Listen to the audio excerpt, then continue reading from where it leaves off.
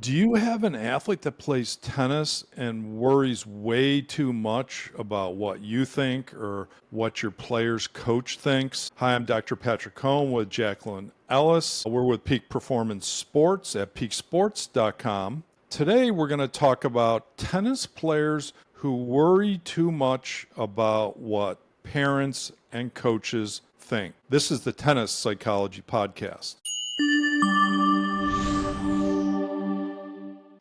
So, Jaclyn, we see a lot of this in our work. We call it social approval, meaning athletes that are way too tapped into what they think others think. Talk about what you've seen and some of the challenges. Where does that lead athletes when they're in that mindset and they're worrying about what their parents think and they're looking over every point at the coach or the parent for approval? Yes, that's a good point. That is often a question that I ask my athletes early on. Do you look over to mom and dad or to a coach when you're playing your match? And why? Why are we looking over? Is it for a thumbs up? Is it for that approval? Is it to see their response when they do make a mistake? So that's something I ask early on, and just to get an idea of what they're looking for. But that can be a big problem with junior athletes, junior tennis players. It's not a good sign. It's not a good sign if they're looking over at a parent or a coach after every point,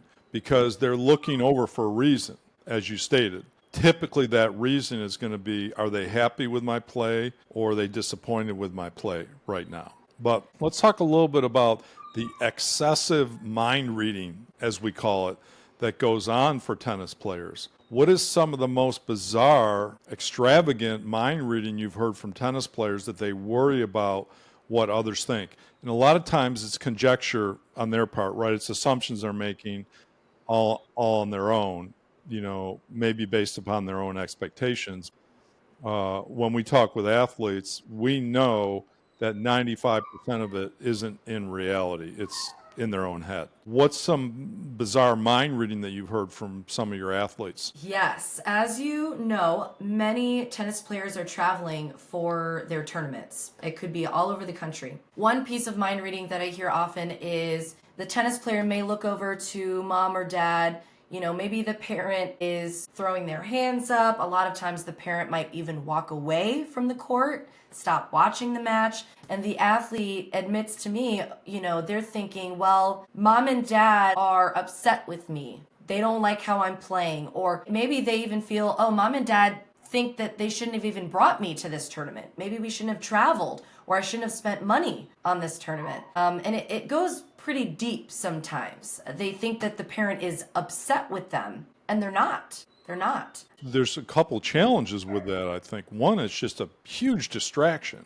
If part of your thought process is what is mom and dad thinking or what is coach thinking in the stands, that's not going to help you construct points, right? In addition to that, we know that if you're trying to please others, you're trying to make others happy, then that's a pressure in and of itself, isn't it? Yes, and you've lost priority. The priority is not pleasing someone else, it is your execution on the court. Am I implementing my game plan? And it brings up the discussion of, who are you playing for? Are you playing for yourself, or are you playing for a parent or a coach? Yeah, it's a great question to ask your athletes. And a lot of times they find themselves playing for their coach or playing for a parent, right?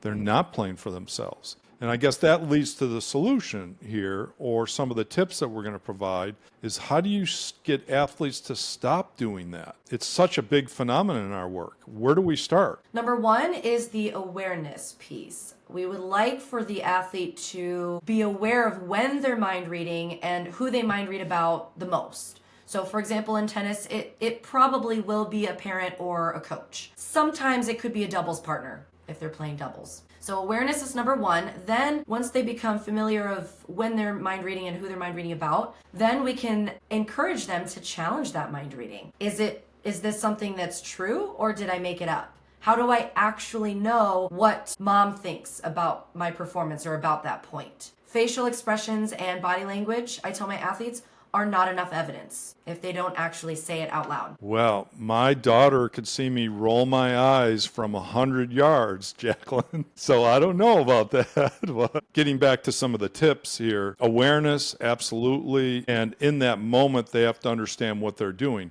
Albert Ellis would say that humans are prone to be irrational. I mean, I think this is one of those irrational behaviors. We can chalk it up under that. And he would say you have to look at reality or be more realistic with your thinking. What's the questions that athletes can ask themselves in that moment that they're mind reading to be more realistic with their thinking? Yeah, so it could be something where they're challenging it. How do I know in reality what this person is thinking?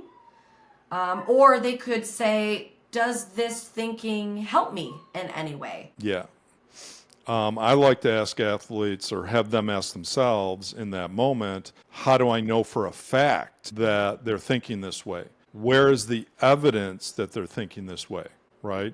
If they get up and leave the stands, it doesn't mean they're disappointed. It means maybe they have to go to the bathroom. Maybe they have to take a call, right? Right. So let's not go off the handle there with the assumptions that you're making about what others think. And then I think the last component is the refocus as well, is you can't let that go on and on and on, because then you're not going to be focused for the next point. So then how do you let go of that so you can get focused on the next point? Right, absolutely. And in certain cases, if we are working with that particular tennis athlete, we might actually discuss with the parents as well, bring the parents in and ask them to be more aware of their facial expressions and their body language as well. It's a two-way street. The athlete needs to manage their own mind reading, and then we ask the parents to help in as well. With their behaviors in the stands. Yes. Yes, absolutely. I think that should be a part of it as well. Excellent.